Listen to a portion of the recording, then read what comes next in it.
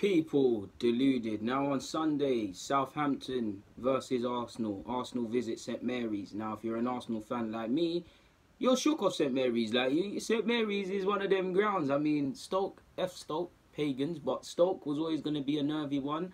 Obviously our record at Old Trafford isn't the best. There was a time where we used to be alright at Anfield, or if we were going to get battered, there was decent results to match, but them and St Mary's, and there's a couple others, give or take, Palace, Selhurst Park as well. There's a couple games which sides you are expected to win fill you with a bit of nerves. So yeah, last year we dropped points against them. Giroud had to save us. A certain Charlie Austin, a street smart striker, bagged.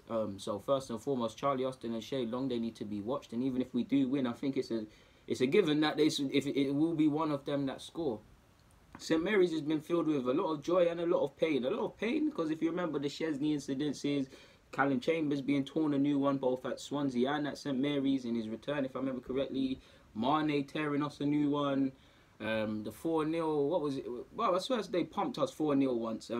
So yeah, we dropped points there last year in a poor foot. We've already bettered our way form from last year, but it wasn't too hard to do that. But this was one of the reasons as to why we weren't there. So I'd like to see us win there. I'd like to see us over the next seasons or so start winning at St Mary's. Now Southampton, they're not in the best of form themselves.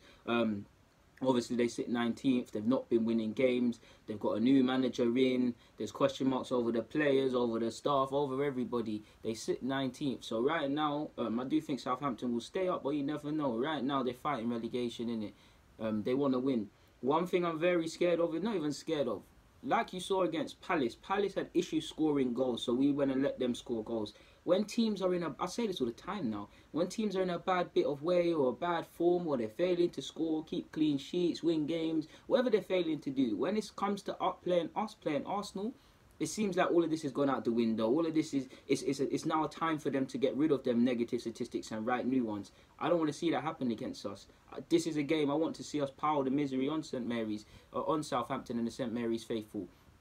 Now, one thing I'm also wary of with Southampton, yes, they're 19th, yes, they've not been in form, and yes, we should, based on how the form guide's going, we should win this, but we also need to remember that the manager's playing to prove himself to the fans in the club.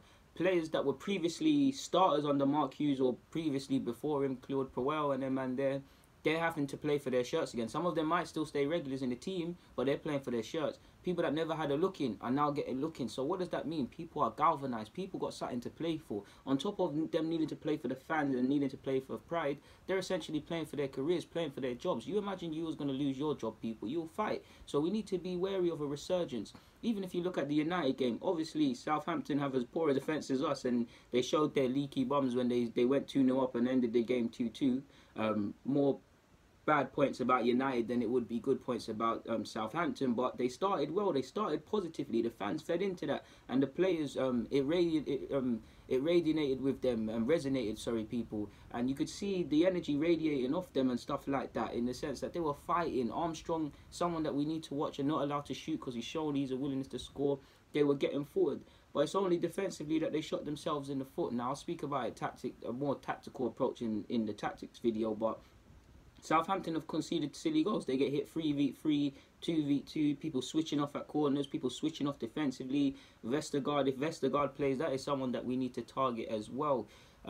So yeah, Southampton, based on form and stuff like that, we should be beating them. But there's a lot of things to be wary about. And of course, I'm not a Southampton fan. I'm not watching them religiously. But just by looking at that squad, they've got a better squad than suggests their league position. They've got better players than how they've been playing. I look at their fullbacks. They've got I don't know if Bertrand will be fit, but Ryan Bertrand and the Portuguese fullback, I forgot his name. Is it Suarez? Cedric Suarez. I'm so sure they're very good. They're booky defensively. Bertrand leaves a lot of space, and you can beat Suarez in the air, but going forward they need no license. You saw the free kick Suarez, Cedric, let's just call him Cedric in case I'm butchering his name, put in against United. They're decent going forward. They've got Lemena, they've got Højbjerg, a player Pep once rated very highly.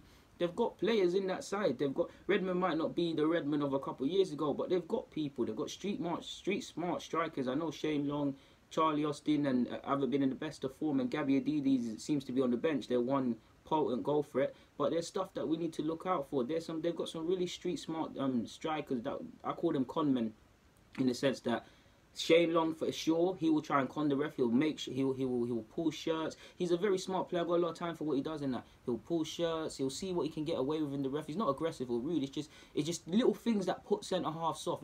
And his movement's good. Charlie Austin's movement is very good as well. Gabby Adidi the same. They will chase lost causes. They will goad you into making silly fouls. They're very experienced. That's the right word. So we need to be wary of that. I've also liked the youth Southampton I brought in, the likes of Valerie and them man there. Target Valerie. As much as I like him, and I think he could have a future in the game, target him. Whether he's playing at centre-half or right-back, target the young lad. 2v2, target him, make him nervous. This Southampton side cannot keep clean sheets, neither can we. So what is the logical thing to do, people? Get balls in behind their centre-halves. Get balls in behind their fullbacks. Ask them questions. Make the crowd nervous. Let the nerves feed off to the players so that they're at 6s and 7s and not switched on. And then you get one goal, you possibly get two, and what's the word? The floods gates will open, or whatever they say in Andy Gray used to say on Sky Sports. These things start opening. Back to Arsenal, we sit on 34 points. Forgive me if I'm wrong. In 5th place, two behind Spurs, level with Chelsea.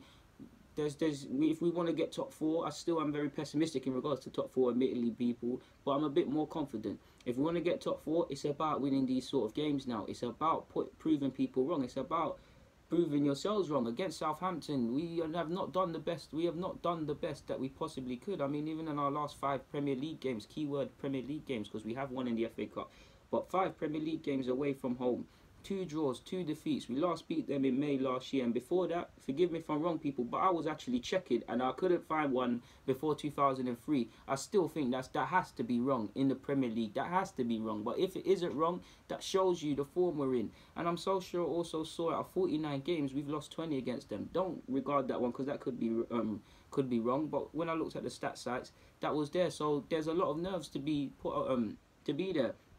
We've got people breathing down our necks in regards to the race. We want to put the pressure on, like Spurs, who are good at putting the pressure on, and all they're good for. I had to do it, Spurs fans. We've got to put the pressure on Spurs. We're level with Chelsea. We need to put the pressure on Chelsea and things like that.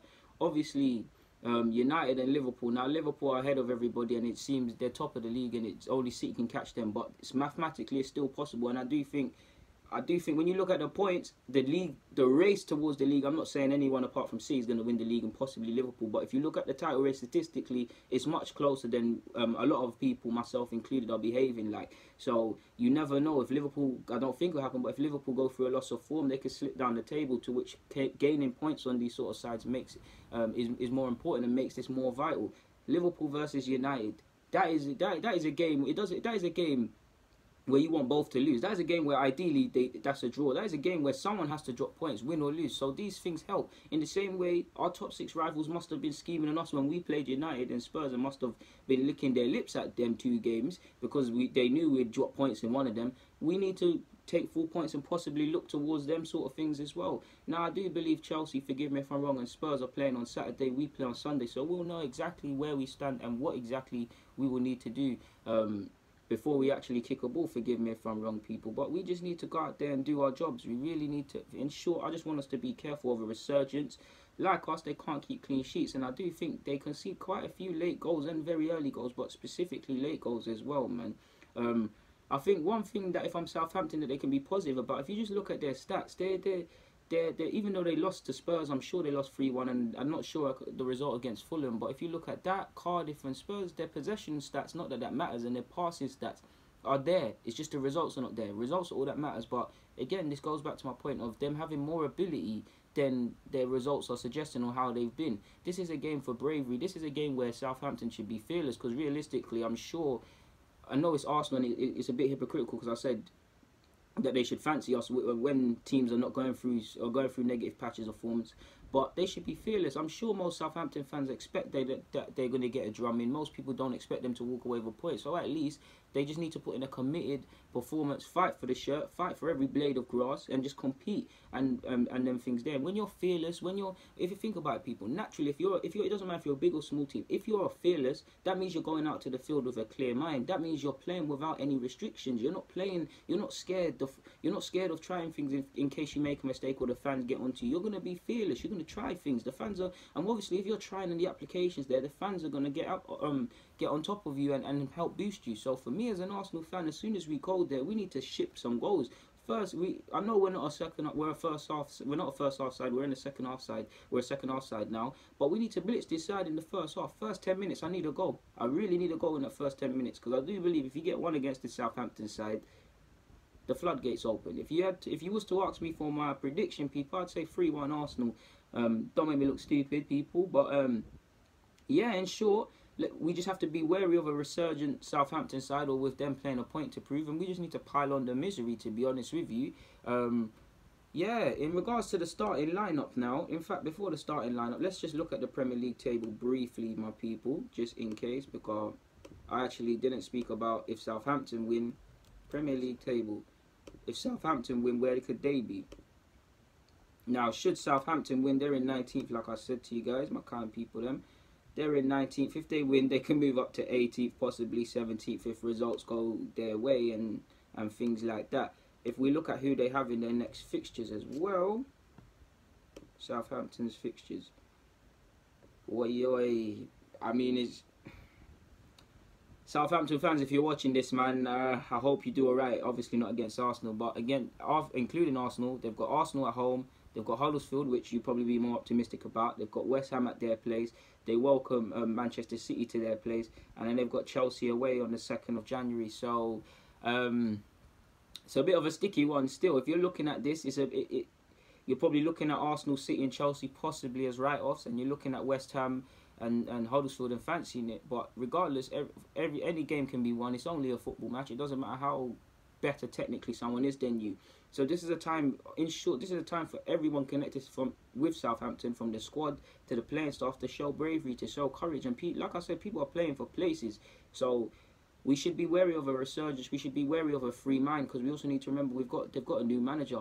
It could be negative because the manager might have had his opinion on players already or been watching Southampton, but everybody starts afresh. There's not really any restrictions. Obviously, he's not taken over this week, so he's had some time to work with them and see their level. And some players clearly probably know if they feature under this manager or not. But you get the point. Like we just need to win. Like there's really nothing. There's really not much more to say on that, man. We just need to pile on the pressure on them. In regards to the lineup, I'd go Leno. I've got Bellerin. I've got Monreal at centre half with Koscielny. I've got Kola, because obviously Mustafi and Socrates are suspended, which makes this even more nervy. I've got Torreira and Xhaka in midfield. I feel we miss Mesut Ozil, so hopefully, I know he's likely to play on Thursday, but hopefully him and Unai Emery sort out their stuff so we can get some creativity into their side. Ozil will join them.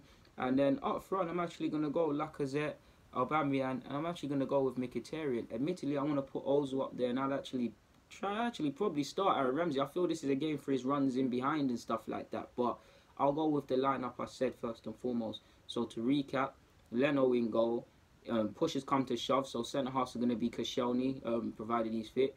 Koscielny and Monreal at centre half. Left back, we're going to go with Kola. Monreal's countryman in Hector Bellerin is going to go at right back. Xhaka, Torreira, Mesut Ozil is going to be my midfielders.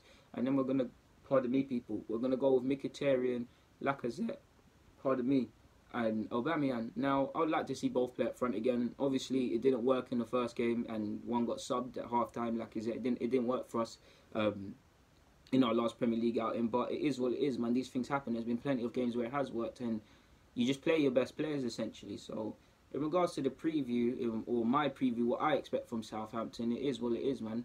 This is it, really. Yeah, they're still looking for their first win. Don't let it be versus us, people. Pile on the pressure. And ironically, I'm so sure that their manager, who's taking over now, I'm so sure he was once upon a time earmarked, or there was a lot of speculation in regards to him taking over from Wenger. But, yeah, Southampton, we'll see you on Sunday, innit? As for now, people, deluded, I'm out. Comment, subscribe, and do the rest. And, yeah, man, it's a pleasure to speak with you. God bless. Stay safe.